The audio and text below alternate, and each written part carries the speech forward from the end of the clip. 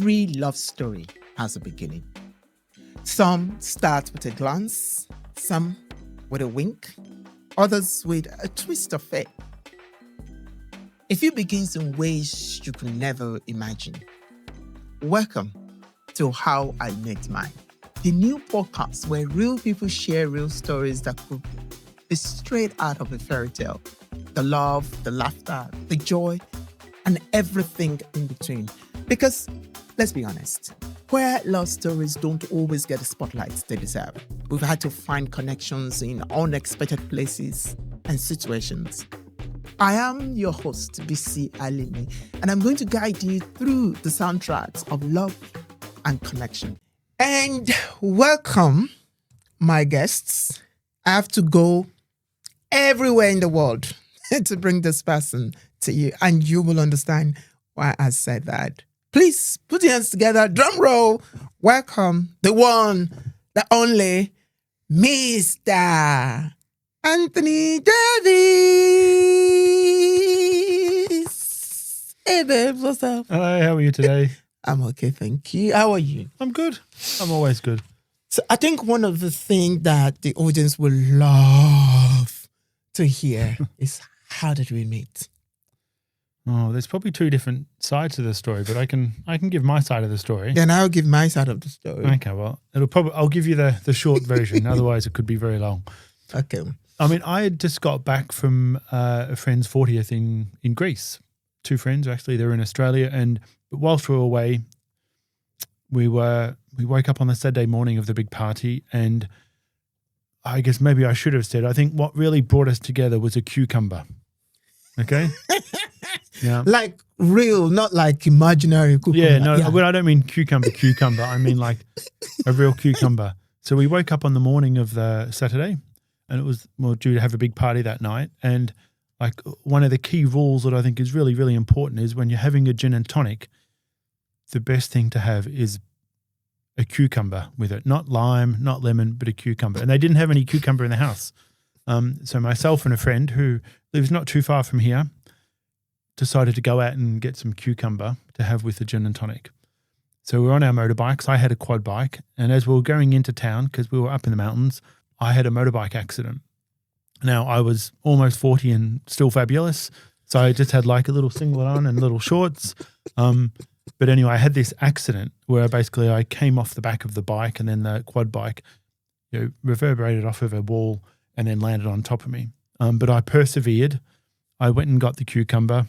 I was still in a bit of shock, actually, so I had the adrenaline kick in. But then the short story is, after still being away for a week or so and having the party and other things, I got back to London and I could barely walk.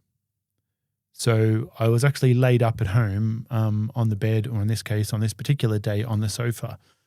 And I was just using the online apps. I was immobile, so I was not looking to do anything further than chat, just to be clear, just to chat. And that's when we started talking, actually, on Grindr. And then it was like a day or two later, I'd been to the doctors and I was on some super drugs to kind of help with the pain. And then we had agreed to meet. And I still remember the first time we met, it was at Elephant and Castle. And I remember when you got off the bus and I was like, oh, he's a really attractive guy. But the thing I was most worried about is you turned up with 2 suitcases. So I thought we were just meeting. I didn't realize you were coming to move in. But we moved beyond that. But then as the story goes, we were going back to your... That part of the story is not true. You did. You had suitcases. Yes, I had suitcases. I was not intending to move into your house. Look, the jury's still out because we still live together. I think you moved in fairly quickly. Mutually agreed. Oh, because there's my side of that story. Okay, you go on. But then that night, or after we met, and you came with your suitcases, and we went back to Stephen's, your cousins. And as the story goes, that afternoon I could stand and I was ironing shirts. Like I was very immobile with things that I could do. So I was ironing shirts because I was hoping to go back to work in the following days. And then when we went upstairs with your suitcases and you were going to cook a meal, and then I had a realization. I thought... No, we actually didn't get to the house. Oh, no, you're right. Yeah, we got to the end of the street. We're just on the street. Yeah, Yeah. that's right. And then I realized I've left the ironing thing on the ironing board. So I said, look, sorry, I'm going to have to go. And thankfully it was walking distance. So I excused myself because I had to go back and check because I honestly thought I left the iron on the ironing board and I didn't want to burn down the apartment. And then I came back about an hour and a half later, and you had already eaten. But that's how we met. It was really through a grinder interaction, a meeting at a bus stop with suitcases, and then a realization when it's like, I've left the ironing board on, and then I left you standing, on the corner. I'm glad that you started by saying that there are two versions of the story because But the cucumber is true. Yeah, well, I didn't know that because I was not party to that. So my own case was I had just given my first TEDx talk in Berlin because I was actually living in Berlin at that time where I was working at I think it was Humboldt or Freie Universität where I was teaching. It was Freie. It was Freie. So I was still teaching at Freie at that time, and I'd given my TEDx talk. It was in September. Remember? It was September 9th, I think. September 9th. That was when we started talking. And I'd come back to London and I was staying in North London, but I needed to drop something off at Stevens at Southeast London. So I came to Elephant and Castle and then we started talking, right? And then I went back to North London and then we kept talking. And then I came back to Elephant and Castle and then we saw that day. So I was taking those suitcases to my cousins. Thank you very much. And then I also felt like when I saw you, I was, oh, he's cute. He's very cute. That's true. But there's something that, people should know. I was kind of in a relationship at that time. I was seeing someone. And then we were going to my cousin's house. And we got to the street. And then you said, oh, I think I left the iron on. And like I rolled my inner eyes. I was like, oh gosh, okay. It's a typical gay get out clause. So it's like, he's seen me. He doesn't really like me and he needs to escape. It's like, get out. I need to get out of the situation. So that was what was going on in my head. Yeah, but I don't think that eye roll was limited to that situation because I think I've felt and seen that eye roll many times. In 11 years. Yes, exactly. I know. And I went upstairs. I cooked rice. I made goat meat stew, plantain, and I slept off. Yeah, I remember. I slept off. And then I woke up because at that time I just thought that, okay, this guy is never going to get back to me and all of that. So the case is over. And then I remember I woke up and I saw messages from you and I was like, are you there? Are you still going to? It was like 15 messages. I was like, oh my God, this guy's so desperate. I don't think it was 15, but let's say 5. And I was like, oh yes, I'm still here. And I think I said to you there, I said, oh, I thought that you were not interested. So I just slept and said, oh, no. You really thought you left your iron on. And then you came back and then you ate and you're correct. Nothing happened. We had good conversation. Nothing happened. And then when you were leaving, I walked you and then you asked me to come back to yours for tea. And that was when I came to your apartment for the first time. That same day I came to your apartment. I saw it, then I left.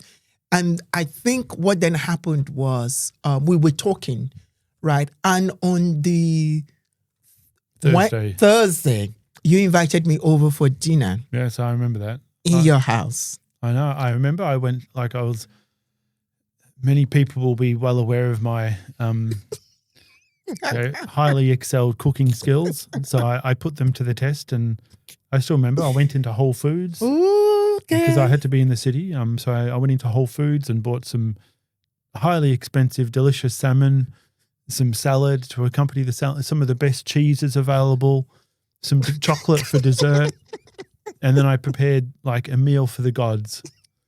It was amazing. I still remember that meal, and all I can remember is as I was preparing it and I served it up, pleased with my kind of gourmet presentation of salmon, salad, and cheese.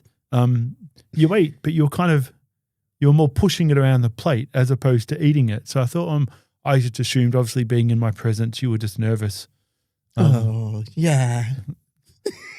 And then it wasn't until I know it was like a week later, I think, or maybe not even a week No, later. it was around about a month later. It wouldn't have been that long. Because we started living together 3 weeks after we met.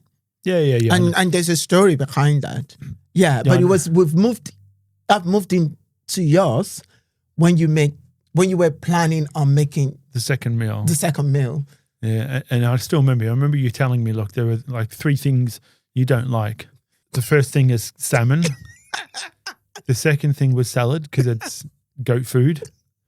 And the third thing was chocolate. So basically, chocolate and cheese, anything. Yeah. So basically, everything, all the extravagancy that I prepared for you, in the first meal was completely lost. But so I don't think I've ever cooked salad, salmon, or given you cheese. I still offer you cheese, but I know. Yeah, like you do still offer me chocolate every time. And I'll always tell you every time for 11 years, no, I don't want chocolate. Yeah, but that just means I've offered it. I can still eat it then following without. It's about your conscience. Without feeling guilty. Yeah, but I also think that night when I came, I also had a bit of bad back at that time. And I was using heat pad. And so we had a conversation in your house about heat pad. And you told me that you didn't have heat pad at home. And I left. I went back. So I went back home and I promised you that, okay, I will bring heat pad for you the next day. Right? So that was why I came to your house the next day to give you heat pad to put on your back. Well, it wasn't to come back for salad, was it? No, it was not to come back for salad. I was trying to rescue you because I was trying to be your prince in shiny armor. On a red bus. It doesn't really, I walked actually, I didn't take the red bus. Oh, okay. I walked down. That was like my feet were like my horses. I was like galloping towards you. And then you were supposed to go to Paris. Yeah, I did on the Disneyland the next day. No, it was just Paris. It wasn't Disneyland. I thought you were going to Disneyland. So you were supposed to go to Paris. And that was the first time I slept over at yours. That was a Thursday night as well. No, it was a Friday night because it was a Friday you were going, it was Saturday morning, you were going to Disneyland. And you asked me, which I find very strange, to stay over. And I'm like, but you're leaving like 6 a.m. in the morning. And you're like, oh, when you're leaving, you can like drop the keys at the concierge. And I'm like, this guy is weird.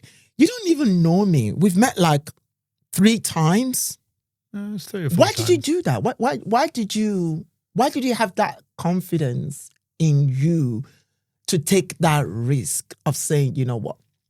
You can stay over and you drop the key. Well, I guess there were 2 things going through my mind. The first thing was, I mean, the only thing worth taking in the house was a TV.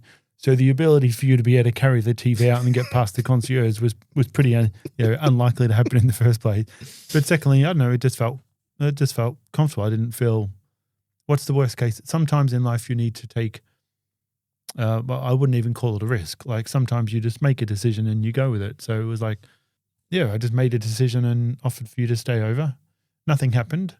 Then I left in the morning, and then I guess maybe it was a bit of a thinking about it. Maybe it was a bit of a test. Would you still be there when I got back? Yeah, I don't know. It just felt comfortable and the right thing to do. But it was funny because I then left yours Saturday afternoon. No, my cousin came. And then I left your Saturday afternoon and I went to meet my boyfriend then.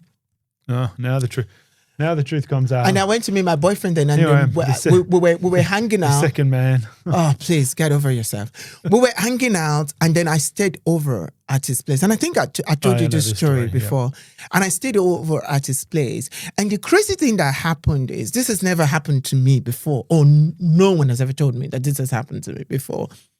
And he woke me up very early in the morning. He woke you up? He woke me up.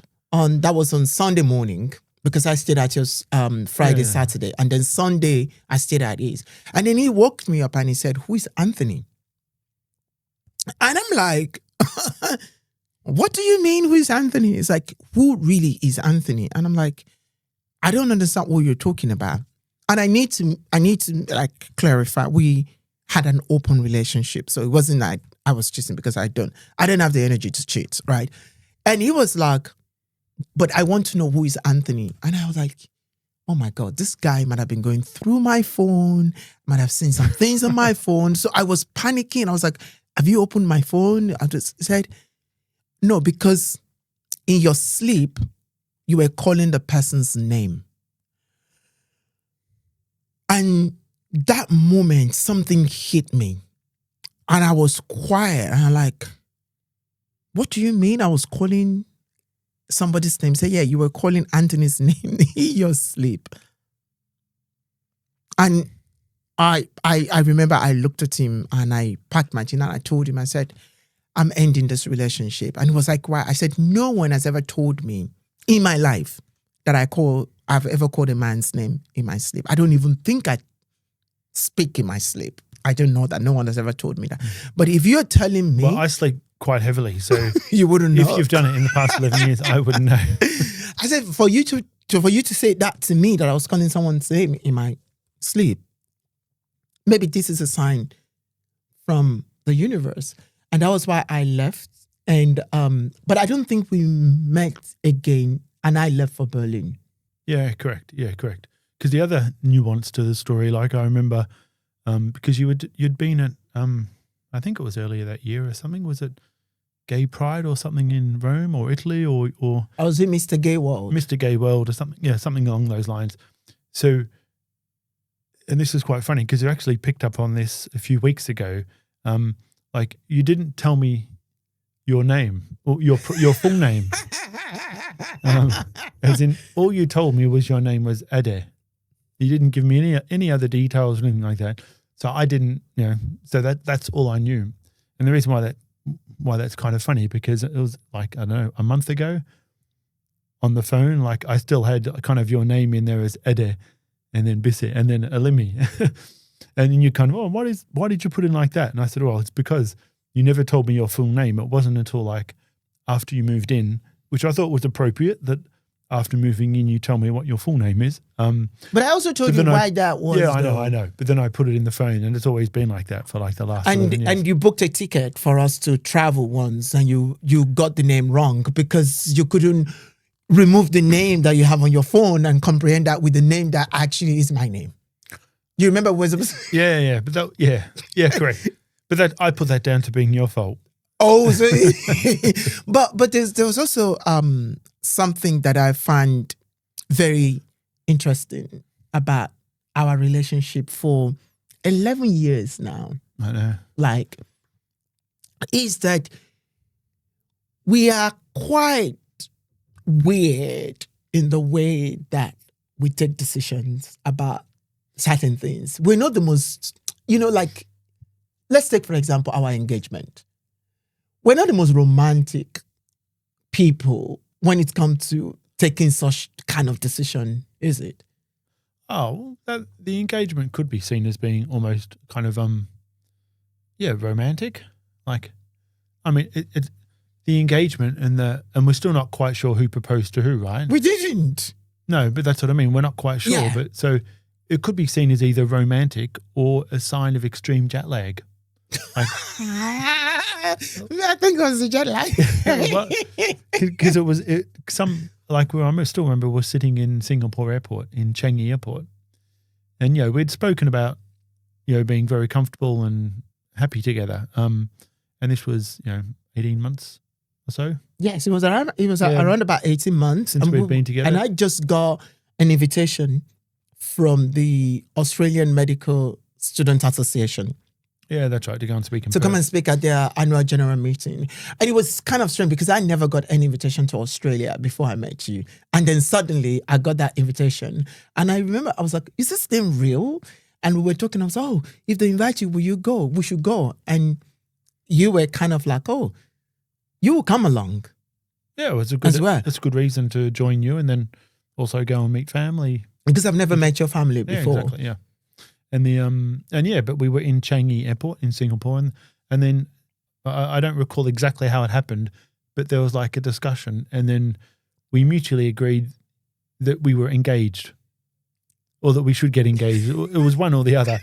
But anyway, as I said, it was amidst kind of jet lag on the way to Australia that we thought, yes, we want to get married and we're going to get engaged because that was if we did it then, it gave us the opportunity to kind of tell my family, to give them enough advance notice. Yes. To hopefully be able to, not all of them, but hopefully some of them be able to make it across for the wedding 12 months later or however long it was. But I need to take us back, because we have a weird way of allowing TV shows to like, to like influence our decisions. We were sitting on the sofa. This must have been like 6 months after we met. And then I've moved in. I think because I'll keep saying I moved in 3 months, 3 weeks. 3 weeks, yeah. After we met, right? And we were on the sofa. We were watching a TV show. I've forgotten what the TV show was. And then we paused. And then we said to each other, if you propose, I just want you to know that I will say yes. Yeah. And then you said, if I propose, you just want me to know that you will say yes. And in a weird way, we went back to watching the TV as if nothing happened.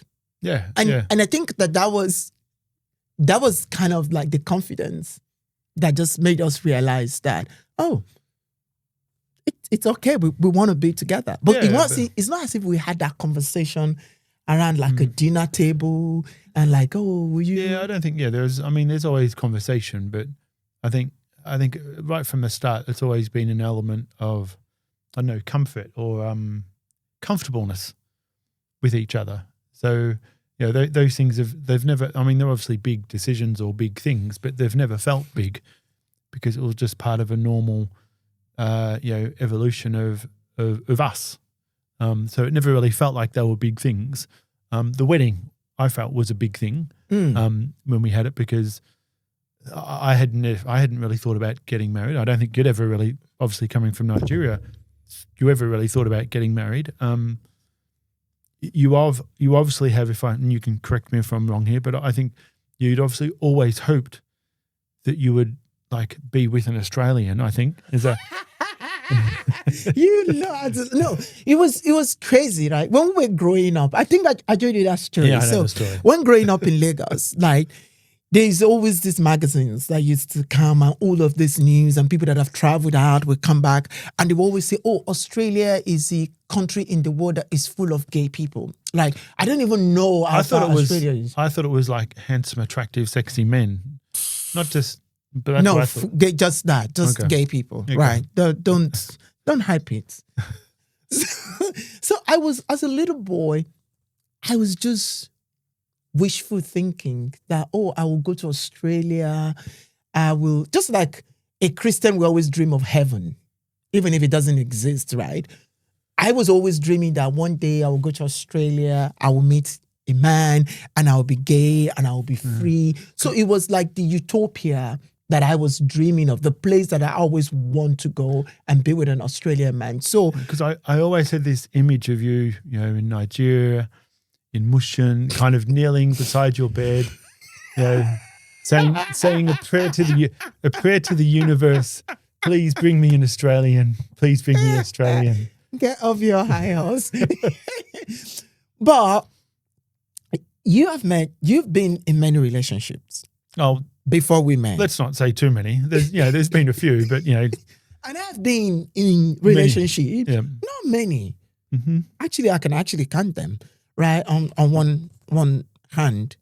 But at what point did you say to yourself, at what point in the relationship did you say to yourself, you know what? And you talk about comfort, right? It's not being comfortable. At what point did it occur to you that, I feel so assured and so comfortable in this relationship that I want to take the risk of marriage?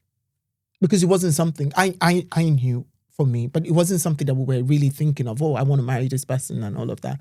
Well, I don't think, I don't necessarily, it was ever the risk of marriage. I mean, any relationship is a risk, right? You take what you hope is kind of within yourself, and you hope that the other person feels like that. Whether it gets to marriage or not, that's in my view. That's a different point. But it was very early on. Like it was in the first.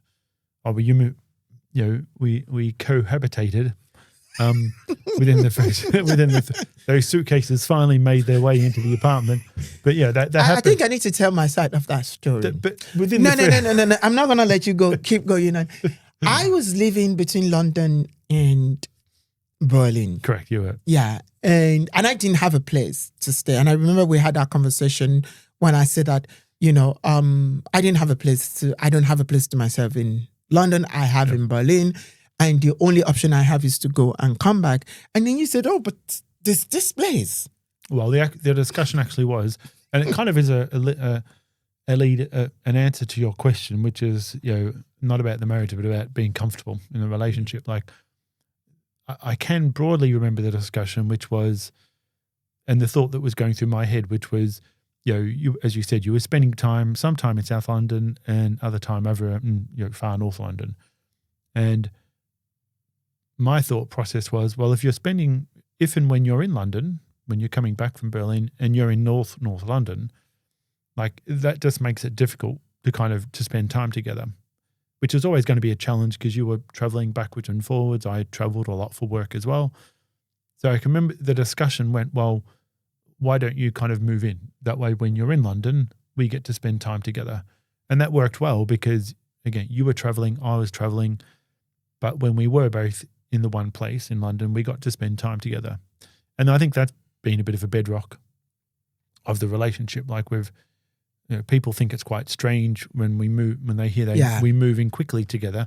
But it's not strange when you think of it in terms of we've actually spent a lot of time apart because of our work and different travels and stuff like that. So it means we have, I guess, taken the time and the opportunity to enjoy that time that we get to spend together. Because it was quite fleeting at the start. Often, meeting each other in airports, in New York and airports, and Johannesburg and other places. So which that Johannesburg is actually very interesting. But we'll come back to that because I need to go back to everyone watching. I hope that you're enjoying this conversation with my amiable husband, and if you are, don't forget to subscribe to our YouTube channel at Vengeance Production and at 1701 Media, and also to follow our YouTube channel, to follow us on social media, and to give us a shout out, share, watch, comment, do everything that you need, all the shebangs, do everything that you need to do, because this podcast needs to go as far and as wide as possible. We want to share, we want to demystify what it is like for queer people to be in a relationship. You can also follow my wonderful husband on Instagram. Good luck, he doesn't really post anything there. So yeah, responses will be definitely slow. And also want to say a very big thank you to Mic Check, the studio where we're using to record this, and to our sponsor, Adua Skincare, for giving all our guests gifts, and a thank you gift for being part of this podcast. And again, don't forget, follow us, subscribe, share, comment, everything. Yeah. We're going to go to some questions that were sent to us from questions from the fans, from your fans and my fans. But before that, from the fans. Before that, you were saying something, and I think it's very important because South Africa also speaks to how random and spontaneous we have been in our lives. And I think that sometimes people don't understand how knowing your dynamics in a relationship is such a very powerful thing, right? We both are very spontaneous about things. And I was in South Africa for Aspen meeting. You were in... No, I think I was in South Africa for work. Yes. Already in Johannesburg. And I thought from memory, you were passing through. You were flying into Johannesburg and then you were going through to Durban. Was I? No. I was in Johannesburg for Aspen meeting. It was in Johannesburg for Aspen meeting. And you were there. And we were trying to have lunch. And it was very hard for us to have lunch because we didn't have the same... Yeah. We were living in the same house in London. Yeah, but we hadn't seen each other we haven't seen each other for some time. It was like about 2 weeks at that stage because we'd been traveling. Yes, exactly. Yeah. And then we were in South Africa, and then we were finally able to have lunch. And we have our wonderful friend with us. Yep. Yeah, I remember. It was a place called Clock Tower. Yes, exactly. At Melrose Arch. And I don't know. Does that classify as like a shout out to Melrose Arch in Johannesburg? I don't. Is there any kickback from that? Yeah, well, No. this, they have to pay for sponsorship now.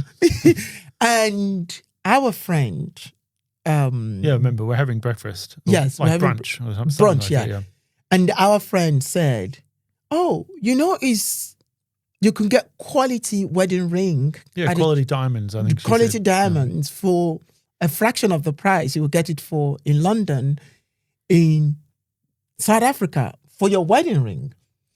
And we never planned it. It was never.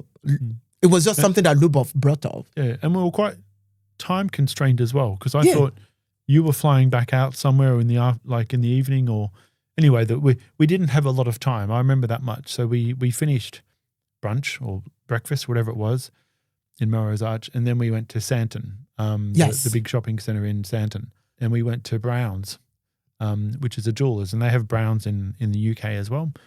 And then I think within like an hour or so, We bought a wedding ring. Yeah, we got wedding rings with a black and white diamond for each of our rings. And the best part about it was on the way out, we got to claim the tax back as well.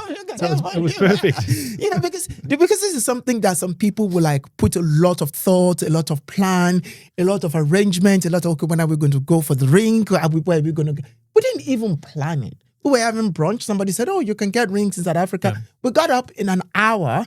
We have a wedding ring, right? Yeah, but it was, again, that kind of, it was spontaneous, and therefore is the wedding ring is, I mean, it's a lovely wedding ring, but it's more the experience of making that decision at the time, and then kind of acting on that decision, and then kind of almost closing that part of the requirement out, I guess, for the wedding. So it's wedding rings are important, but we've got, I think what makes it better is we've got a little bit of a story around it, which is kind of nice to remember when you look at the wedding ring. And like everything, like the house, there's a story around it, like the dogs, there's a story around like everywhere we've been to. There's always just like some very crazy, weird ways. And this is why sometimes I always say to people that you cannot use other people's relationship as a benchmark or as a way of defining your relationship, because just open yourself up for opportunities and just move with the flow, because you don't know,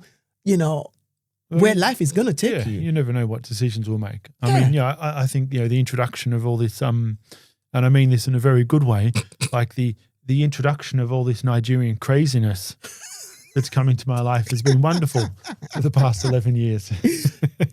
Talking about Nigerian craziness, I've got a question for you. Let me take the first one from Sebastian on Facebook, and the question is for you, Anthony. What has being married to a Nigerian taught you, and what has it changed about you? Oh, what has it taught me? It's taught me patience and resilience. But it's also taught me kind of, I'm not sure whether it's taught me a lot of new cultural differences. Where I grew up, many people may know in Australia, and I wouldn't call it the bush, but it was rural Australia, where it was predominantly like a very much a white population. But I come from a very open, relaxed kind of open family. So therefore, that kind of being with a Nigerian and that kind of exposure to different food types, culture, like there's many things about us. I think if you were to put us together in a room, you would probably think these are two people that wouldn't end up in a relationship, because we are very, very different in many, many ways, both culturally and just many different ways. But I think that those differences work for us, because like I am someone who thrives off of kind of being challenged and getting exposed to new things. And a lot of those new things are kind of, Nigerian cultural differences that we've had. And we still have those on a very, very, not daily, but regular basis. And you picked up some Nigerian words. Only, not too many, but I only use them at home. What are they? What are they? No, I'm not going to. A big, leave me alone. Oh, you forgot. Yeah, I haven't quite figured out how to, breathe in through my teeth yet. That's the one. Yeah.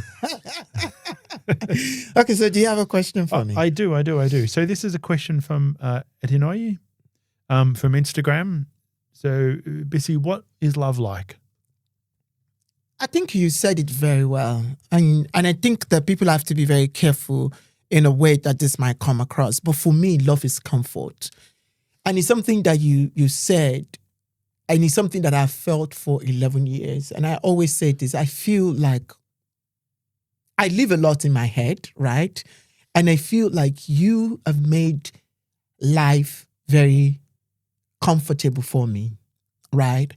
And it's not just that. Talking about challenge, you know, you are like my biggest challenge in a very positive way, right? I've seen the way that you handle a lot of things, and I just said, okay, you know what? If my husband can do it, I can do it.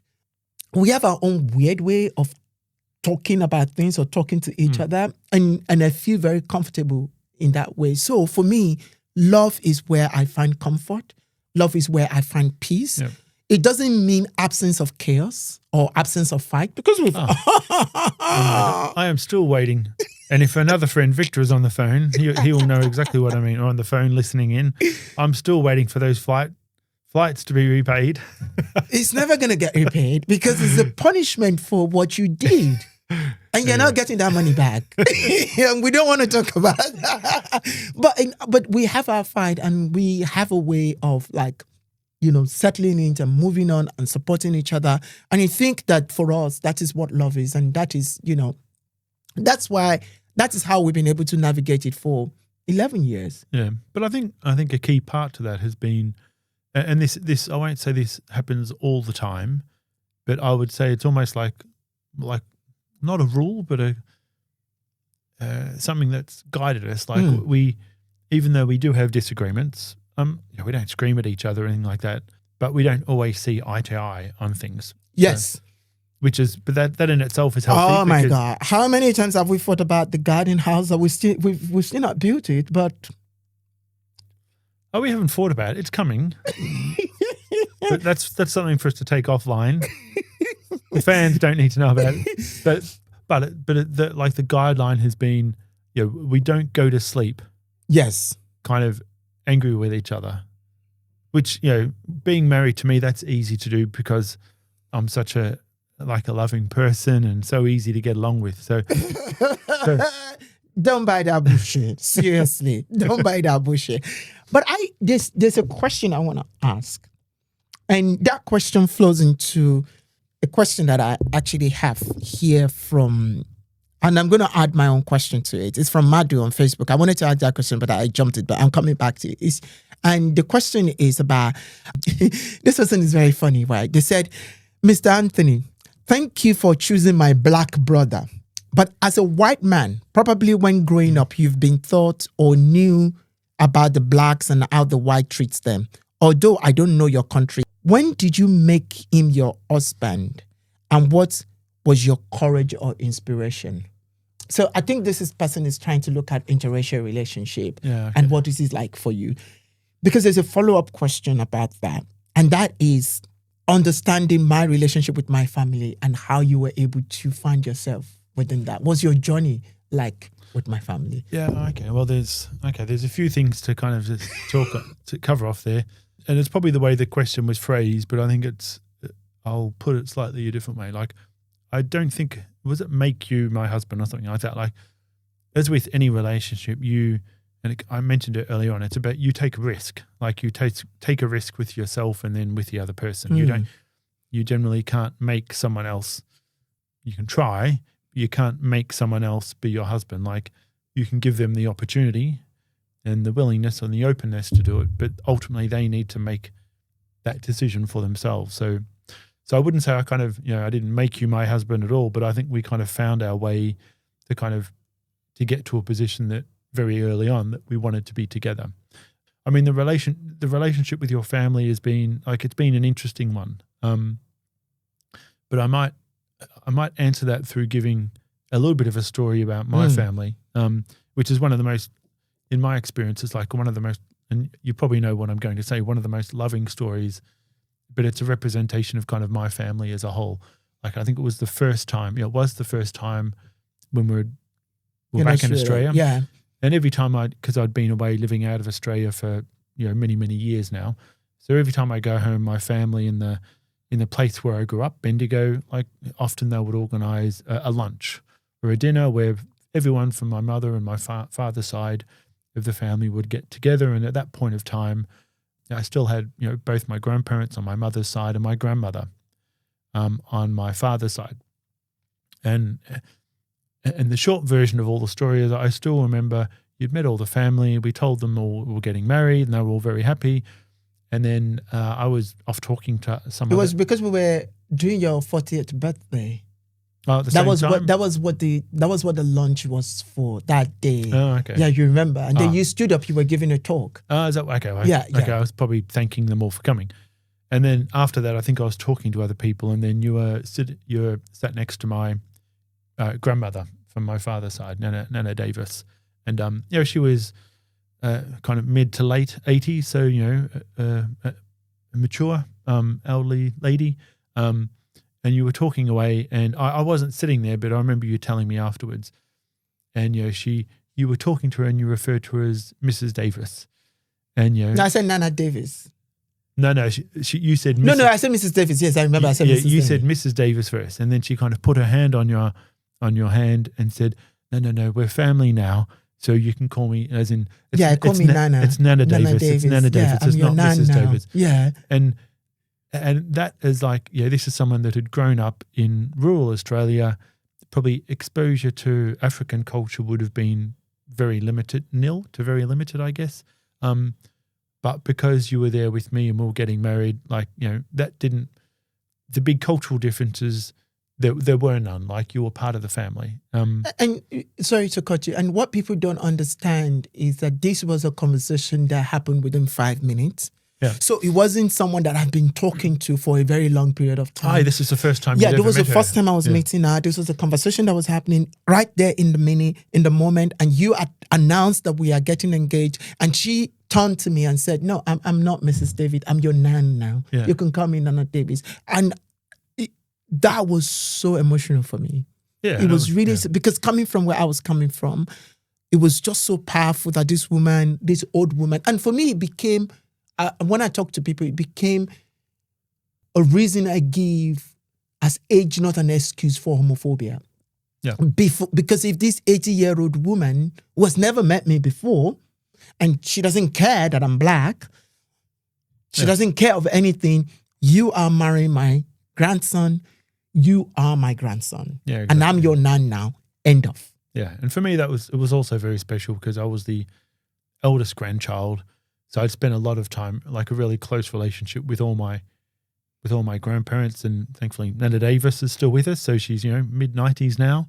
So I'm looking forward to seeing her when I go home. And I know when I see her in the next couple of weeks, she will ask about you, even though she's much older now. But for me that was. And she sends us money. Yeah, every Christmas. Yeah, exactly. Yeah, so a Christmas card and money. Yeah, so it's just that level of openness and acceptance. But it wasn't the same with my family. Well, it was. You met my mom. That was a strange interaction. Like was it the first time your mother? It was 2015. Yeah, that was the first time my mom came to the UK. Yep. And it was quite interesting because you had just arrived back in the morning from Nigeria. I came back with her. Yeah, and it was a Monday morning. Because you were leaving for South Africa immediately. So we only had this kind of interaction for like 20 minutes before I had to leave the apartment. Then I was away for a couple of weeks. I think it was 2 weeks, or anyway, a few weeks. And then when I got back, we were staying at your sister's place out of London. In Swindon. Yeah, in Swindon. Yeah, exactly. And I never felt any angst or anything strange, but it was, what's the right way of putting it? I just felt like there was a difference. I didn't feel like, and I knew there'd have been some trouble past with your family. So I hadn't truly realized, how different it would be, but until we went out to Swindon, and then we spent Christmas at Swindon, and I remember the plan, we were going to get the train home on Boxing Day, only to find out when we got there the trains weren't running, so we had the joy of spending an extra day. So I'd spent a lot of time with your brother-in-law, your sister and the kids, and also your mother, and it was strange. Over those few days, like I hadn't, I'd walked away from those few days. My position or my understanding was that your mother didn't really speak. She doesn't understand a word of English. Yeah, and even more so, probably not my Australian nasal drawl. So I just thought maybe there was, we were trying to make a connection, but we kind of didn't have one. And then we had one, but it was very kind of loose because there was a communication gap. The other thing I remember from that Christmas dinner was your sister made that delicious. It wasn't her though. It was her husband that made it. Oh, the black stew. The black stew. Jamaican. Because, she's a Bahamas, Barbados or Barbadorian? Yeah. But anyway, it was like delicious black sweet stew. It was delicious. And that was the other thing I remember. I love my food. Yeah, so it was it was a nice interaction. There was no angst or anxiety there, but it was very difficult because I felt like we couldn't really communicate. At least that was that interaction. And then there was the next interaction, which was when I went to Nigeria, and we were going out to stay at your brother-in-law and sister's house. I think it was at the end of Ramadan. It was during Ramadan. Yeah, no, it wasn't. It was the feast. It was the Eid. Eid. It was the end of Eid. Yeah. So we were invited. So we went out for the meal, for the celebration meal at the end of Eid. It was. And I was like, oh, cool. I like new experiences. As I said before, there's lots of cultural things about where you're from that I'm still learning. And I still remember it was. I still think it's funny in a nice way and surprising in a nice way. Like we got out of the car, and as we were getting out of the car, and your mother and your brother-in-law and your sister were kind of waiting there, and your mother kind of, oh, Anthony, and she runs up to me, and she's talking to me all in English, and she's wrapping her arms around me, and I'm like. It was nice, but I was blown away. I'm thinking, didn't realize. So maybe she did understand everything that I was saying at that prior Christmas. Since then, we've developed our own type of relationship, which is it took a bit longer. And I know she comes from a very, again, cultural and different reasons. She comes from a very different background. But for the times that I have seen her, I think our relationship has kind of continued to grow and develop, which is an important thing because I think it's important in general, but I think it's particularly important for us because we're both here as not immigrants, but as in we both have British passports, but we're both from somewhere else. So like our family, our real family are the people that we have around us here. Our friends and people that we kind of love dearly and have around us here, but still our family abroad, our blood family, is still an important part of our life. So it's nice that we've been able to make those different connections, and then kind of continue to build on those, whether that be with your mother or with my grandparents or my mother, or even with your mom, whom I have such a very wonderful relationship with, and also some people knew that we were having the podcast. Some Nigerians, and they ask me to say to you, thank you very much. Because what a lot of people don't understand is that since I've been with you, the way that you've supported whatever crazy idea I have, including this podcast. And there's been many. I come up with crazy ideas, but one of them is being me opening up our house to people that are transitioning through queer people coming from Nigeria, trying to find their footing. And there's never been a time in 11 years I have said to you, oh, can this person come? You don't even know them. You don't know anything about them. But because they are coming from me, there's never been a time you said no. All right. And when they come in and they stayed 1 week, 2 weeks, they become part of you in a way. You become so caring and so involved in their lives. And on behalf of all of them, they said, I should tell you, thank you very, very much. There is a game that we always play. And so the idea of the game is we've got all of these cards on the table, and you've got to pick a card, and you're going to read the question of the card out to me, and I've got to answer them, but you also have to answer them. Then I have to go to draw my card. But because we don't have enough time, so do you want to draw your first card? I'll draw my first card. So what's your card? Okay, so if you had to sum up our relationship in one moment, what would it be? If I have to sum up our relationship in one moment, I think I'll go back to the Singapore experience because, it just shows how we do things. Like, I remember when we wanted to buy a house, the second house, we just went there. We just saw, we were like going through something online and we saw, it's nice. And bam, investing huge amount of money to buy a house. We're very spontaneous. We're big risk taker.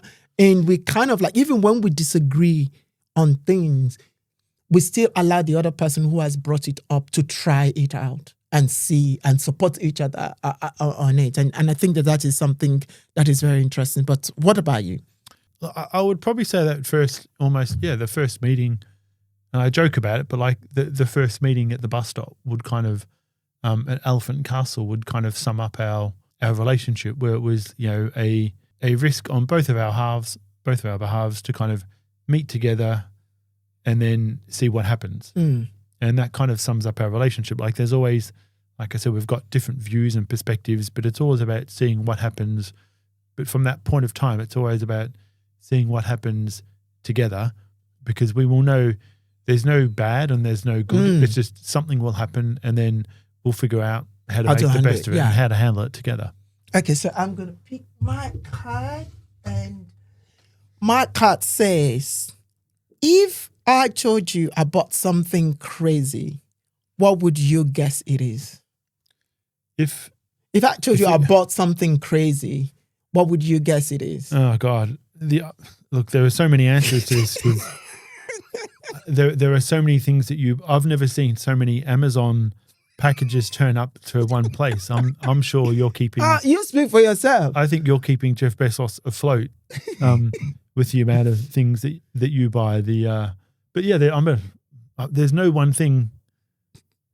I know, probably the dog pooper scooper was probably the most craziest thing I think I've ever seen you buy, because I've never seen you use it. I'm not even sure it's still in the house. I don't think it got sent back, but I never quite understood why would you buy a pooper scooper? No, because I saw it online that you can use it to scoop dog poop, and I can't be using my hand to scoop dog poop. Sorry, I spent so much money on my nails. So I bought it. Well, I never used it. Yeah, exactly. Because it was useless. Exactly. So that's probably the most craziest thing I think I've ever seen you buy. I think the craziest thing, you've bought a lot of crazy things. Oh, you do buy shit online. Seriously. What's the craziest thing I've seen you buy? Oh my God, I was thinking about this and I was going to think of, I forgot now. But seriously, you buy some crazy shit online as well. Oh, it's all additive to our life, I think. How? No, you buy a lot of candles. I love You have candles. an addiction to candles. Look, that I would agree with, because I think there's like, not cupboards, but there's drawers. Cupboards, yeah. There's drawers of candles at home. That's true. You have an addiction to candles. So you want to pick one more? One more. Okay. Let's play one more. What is the one emoji that perfectly represents me? Oh, the one emoji that perfectly represents you. I think it would be the rolling eye. You roll your eyes every time. Like, you roll your eyes more than a black woman will roll her eyes. Like, everything I do, you're like, oh, if I buy something, oh, if I'm cooking something, oh, if I say something, like, your eyes is like here, 24/7. See, and I was going to say, I think the perfect emoji that would represent you would be a love heart. But I think it's more like an explosion of chaos is probably the more appropriate one. Well, I wouldn't lie about that. I exist. Yeah, I know. You exist in chaos. No, you see what? I'm going to change this and I'm going to say, let's reduce it to our dogs. We have to stick to the rules, right? Let's reduce it to our dog. Which animals gives the same vibe as me? Well, I'm going to answer this on behalf of everyone that has seen our dogs. Like they are quite, and it's quite an accurate description. Like our two dogs, our personalities and ourselves incarnate, basically. Coco, who is often sleeping 20 hours of the day on the sofa. She's the lady of the house outside of yourself. So I think Coco and you represent each other. Yeah, you are Coco. Coco is you. I'm not lazy. No, but you like to rest. Yes, I love to rest. Exactly. It's not easy to be this pretty. I have to rest. And you are Benji. Restless. annoying. Motivated, I think, is the word you're looking for. Motivates what? Getting on everybody's nerve, just like you get on my nerve, he gets on Coco's nerve 24/7. Yeah. Like Coco is always growling, and when Coco growls, she's growling at Benji. Yeah. And I'm always saying, leave me alone, leave me alone, leave me alone. And whenever I'm saying that, is that I'm saying that to you. So we are our dogs. We are our dogs. We are our dogs. Thank you so much, Anthony, for joining me. Thank you for having me. Really appreciate it. Thank you so much. I know I had to drag you down here to be on this podcast. That's not true. That's not. I didn't have to drag me. I'm just like it's another point of difference. I'm like a highly organized person. Highly sought after. Well, highly sought after, I guess, but highly organized.